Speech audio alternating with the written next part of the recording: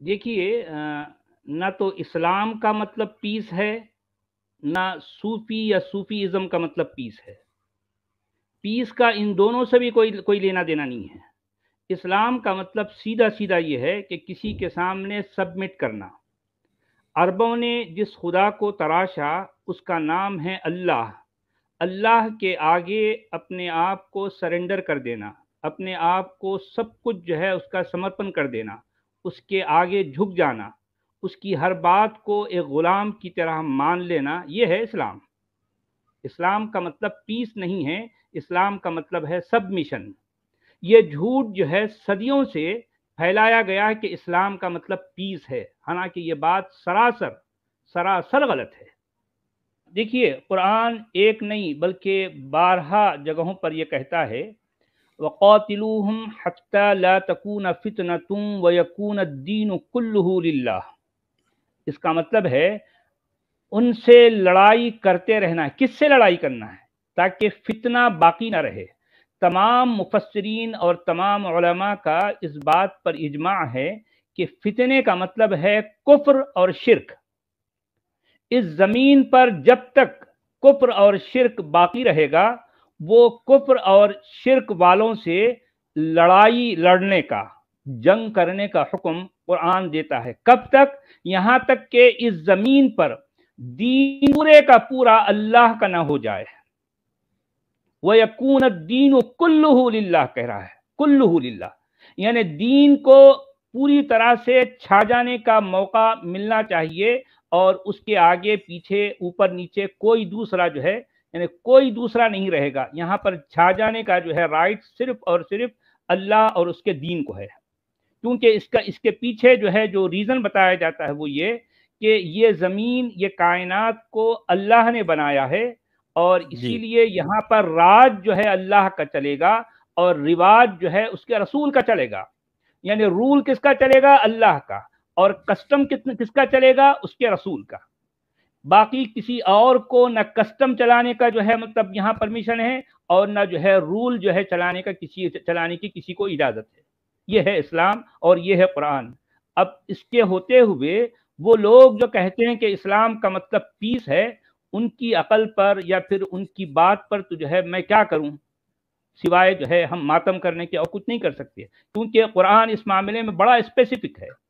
कुरान में यूं तो दूसरी तमाम बातें गोलमोल है, किसी बात की कोई क्लैरिफिकेशन नहीं है, मगर जहां कत्लो क़िताल की, मार धाड़ की बात आती है, वहां कुरान बहुत क्लैरिटी के साथ, बड़ी ग्राफिक डिटेल के साथ जो है अपनी हर बात को जो है वाज़ेह करता है। जी जी हाँ, ये बिल्कुल अल अनफाल की 39वीं आयत है शायद ये, जिसको जी हाँ कहते हैं कि जी हाँ साहब कि जब तक पूरा इस्लाम गालिब नहीं हो जाए पूरी दुनिया पर, तब तक आपको जद्दोजहद यानी कि जिहाद करते रहना है। जी हाँ। अच्छा, ये सिर्फ आपका सूरह मैं अम्फाल में नहीं बल्कि कुरान में और कई जगहों पर ये बात जो है रिपीट हुई है और कई जगहों पर आया है। जी हाँ जी जी जी जी। और जब ये बात होती है कि भाई इस्लाम जो है वो शांति का मज़हब है, मुझे ध्यान है आप उस दिन एक शायद डू पॉलिटिक्स पे बातचीत कर रहे थे और साहिल जी ने कहा था कि ये लोग वो कहते हैं वो आपके सूरत अल काफिरून की जो उसकी लकुम तजवीज़ करते दीनुकुम हैं। वलिय दीन। जी हाँ, जी हाँ, जी हाँ, तो तुम्हारे उसकी लिए वो जो है तुम्हारा तजवीज़ दीन। करते हैं। जी हाँ, लेकिन उसका जो है वो भी मैं देख रहा था कि जी उसकी जो भी तफसीर जो की है मौदूदी ने, जी वो तो ये कहता है कि साहब कि उनकी तरफ से तजवीज़ आई थी कि भाई 1 साल तो तुम हमारा दीन मान लो और 1 साल हम तुम्हारा दीन मान लेंगे। इस तरह से जी करके हम आपस में एक जी तरह का हम रिकंसिलिएशन कर लेते हैं। तो जी इसका बिल्कुल साफ इनकार कर दिया एग्जैक्टली। अल्लाह के नबी ने, और ये कहा कि जी नहीं, ये हमारे अल्लाह ने बिल्कुल सख्त मना कर दिया है कि किसी भी तरह का कोई समझौता जी इसमें नहीं हो सकता। जी तो हाँ, ये तो फिर शांति की बात तो नहीं हुई, ये तो जो कहते हैं बिल्कुल कि साहब कि ये पीस की वर्स है, ये तो लड़ाई की वर्स हुई कि हम तो तुम्हारी बात कतई नहीं मानेंगे, तुम हमारी बिल्कुल बात भले बिल्कुल। मान लो, हम नहीं मानेंगे।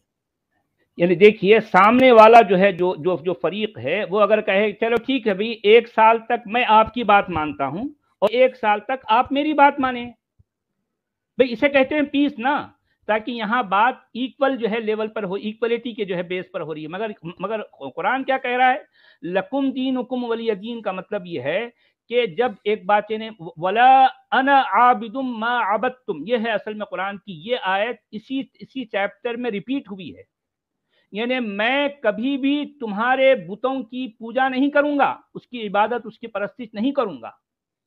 بھلے تم کر لو اللہ کی عبادت، لیکن میں نہیں کروں گا، میں نہیں کروں گا. یہ کہنے کے بعد میں یہ اس چیپٹر کی آخری جو ہے یہ ورس ہے کہ لکم دینکم ولی دین. یہ بات بالکل ایسی ہے کہ کوئی یہ کہے چڑھ کر تپ کر کہ لے بھئی تیری چڈی تیرے پاس، میں ابھی جو چڈی میرے پاس ہے وہ میں اپنے پاس رکھوں گا، تیری چڈی تو لے لے. اصل میں اس انداز میں اس تپش میں یہ بات کہی گئی ہے.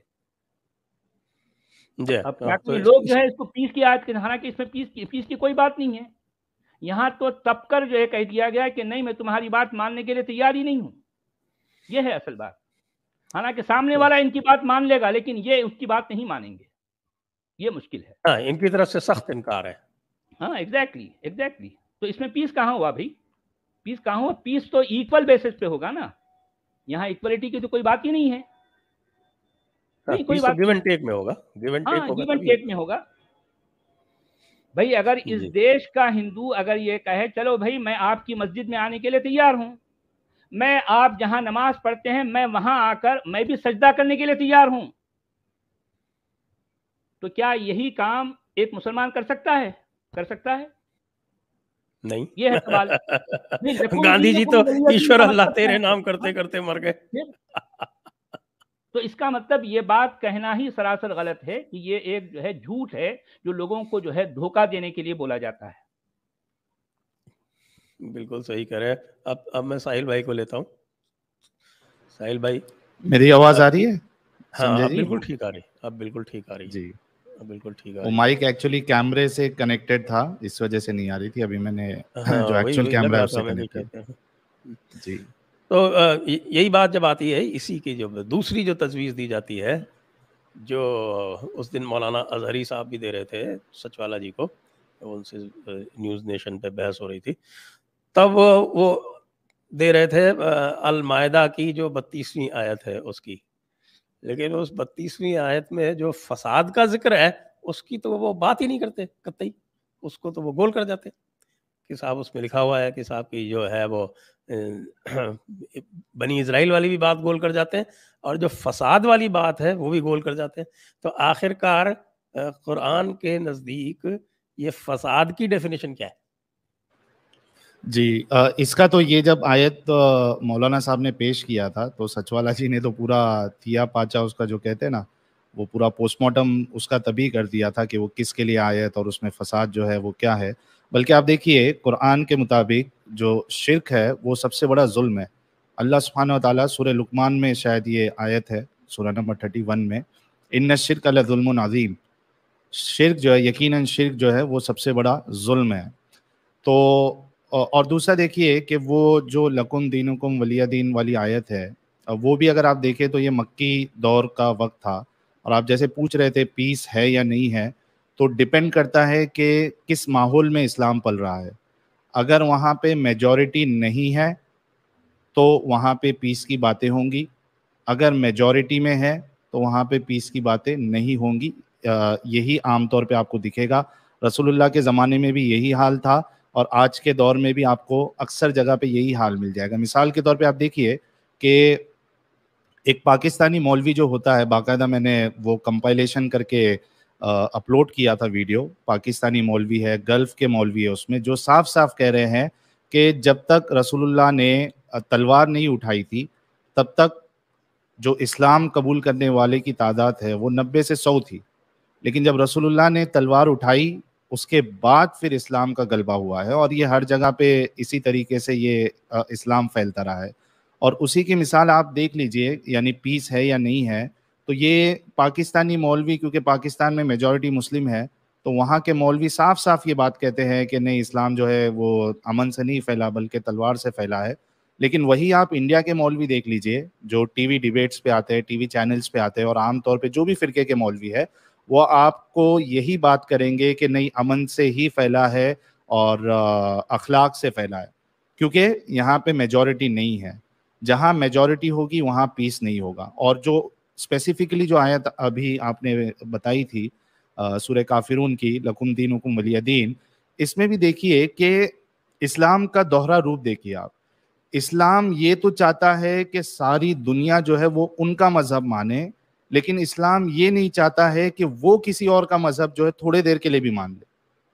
اور یہی حال دیکھیے آپ کہ اگر جمعہ کی نماز ہے مسجد میں جگہ کم پڑ جائے، یا عید کی نماز ہے مسجد میں جگہ کم پڑ جائے، تو ہم کئی سارے واقعات دیکھتے ہیں جہاں پہ چرچ میں یا مندر میں نماز کی جگہ دے دی جاتی ہے اور نماز پڑھ بھی لیتے ہیں وہاں پہ. یہی حال آپ کو ویسٹ میں بھی ملے گا کہ چرچ میں اذان بھی ہو جاتی ہے جب کوئی ان کا پروگرامس ہوتا ہے، لیکن آپ الٹا نہیں دیکھیں گے، وائس ورسا نہیں دیکھیں گے کہ کسی مسجد میں کسی ہندو کو یا کرسچن کو ان کی جو عبادت والی چیزیں ہے، جیسے منتر ہے کوئی یا پریئر ہے کرسچنس کا، عیسائی کا، وہ کبھی وہ پڑھنے نہیں دیں گے. تو یہ ون سائیڈڈ باتیں ہیں کہ بھائی تم کو ہماری تو ماننی پڑے گی لیکن ہم تمہاری کبھی نہیں مانیں گے.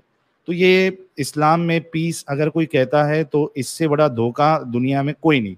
اچھا، سچوالا جی نے قرآن کی آیت بتائی آپ کو، اور ویسی کئی ساری آیتیں ہیں جہاں پہ اللہ جو ہے وہ پوری دنیا میں اسلام کو غلبہ حاصل کرنے کی ہدایت دیتا ہے، مسلمانوں کے ساتھ جہاد کرنے کی ہدایت دیتا ہے. اور تھوڑا سا رخ اگر ہم حدیثوں کی طرف کرے تو یہ ایک میں آپ کے ساتھ پی پی ٹی شیئر کر رہا ہوں تاکہ لوگ جو ہے ریفرنس کے ساتھ دیکھ لے کہ رسول اللہ کا عمل کیا تھا یا ان کا ایم کیا تھا. یہ میں نے جی یہ دیکھیے سنن ابن ماجہ کی حدیث نمبر 3929 ہے. اس میں رسول اللہ کہتے ہیں I have been commanded to fight the people until they say La ilaha illallah. Then if they do that, their blood and wealth are forbidden to me. کتنی بڑی بات ہے کہ آپ سوچئے جو یہ کہتا ہے کہ بھائی اسلام جو ہے امن سے پھیلا. نہیں، رسول اللہ کو تو یہ کمانڈ کیا گیا تھا کہ آپ کو لڑائی کرنا ہے، اخلاق دکھانے کی بات نہیں ہو رہی ہے ادھر کہ آپ اپنے اخلاق سے لوگوں کو اسلام قبول کرواؤ. رسول اللہ کہہ رہے ہیں کہ مجھے کمانڈ کیا گیا ہے، مجھے حکم دیا گیا ہے کہ میں لوگوں سے لڑائی کروں جب تک کہ وہ لا الہ الا اللہ نہ کہہ دے، اور جب کہیں گے تب ان کا جان و مال جو ہے وہ مجھ سے حفاظت میں رہے گا. اس کے علاوہ اگر آپ دیکھیں صحیح مسلم کی حدیث نمبر 1930 ہے، کافی طویل لمبی حدیث ہے جس میں ایک صحابی ان کے پاس چھپ چھپا کے آتے ہیں، پھر ان سے پوچھتے ہیں کہ بھائی آپ کون ہیں، تو کہتے ہیں میں نبی ہوں. تو پوچھتے نبی کون ہوتا ہے، تو رسول اللہ دیکھیے کیا کہتے ہیں اس میں. رسول اللہ کہتے ہیں کہ اللہ تعالیٰ نے مجھے یہ پیغام دے کر بھیجا ہے کہ صلہ رحمی کرنا اور بتوں کو توڑنا، اور یہ کہ اللہ تعالیٰ کو ایک ماننا، اس کے ساتھ کسی کو شریک نہ بنانا. اب دیکھیے کہ دو چیز ادھر معلوم پڑی. پہلے والی حدیث میں ہم نے دیکھا کہ فائٹ کرنے کا حکم دیا گیا ہے لا الہ الا اللہ پڑھوانے کے لیے، اور دوسری جگہ پہ رسول اللہ کا ایک جو مقصد ہے، جو حکم دیکھے بھیجا گیا ہے، جو انبیاء کا کام ہوتا ہے، وہ ہے بتوں کو توڑنا. اب ایک انسان جو بتوں کو توڑنے کی سنت جس کی ہے، تو وہ پیس کیسے حاصل ہو سکتا ہے، پیس کیسے آ سکتا ہے جب آپ دوسروں کی عبادت گاہ، کیونکہ دنیا میں کئی سارے لوگ ہیں جو بت کی پرستش کرتے ہیں، آئیڈل ورشپ کرتے ہیں. تو اب اگر کوئی رسول اللہ کی سنت پہ چلے تو وہ تو جا کے ان کی جو بھی ہے مندر ہے یا چرچ میں جو بھی اسٹیچو ہے، مورتی رکھی ہوئی ہے، وہ جا کے توڑتے جائیں گے. تو بھائی پیس ہوگا کہاں سے؟ تو اسلام میں بالکل پیس نام کی کوئی چیز نہیں ہے. اسلام میں یونیورسل بردرہڈ کوئی نہیں ہے. اسلام اگر کوئی فالو کرے تو یونیورسل بردرہڈ کبھی دنیا میں قائم نہیں ہو سکتا. جی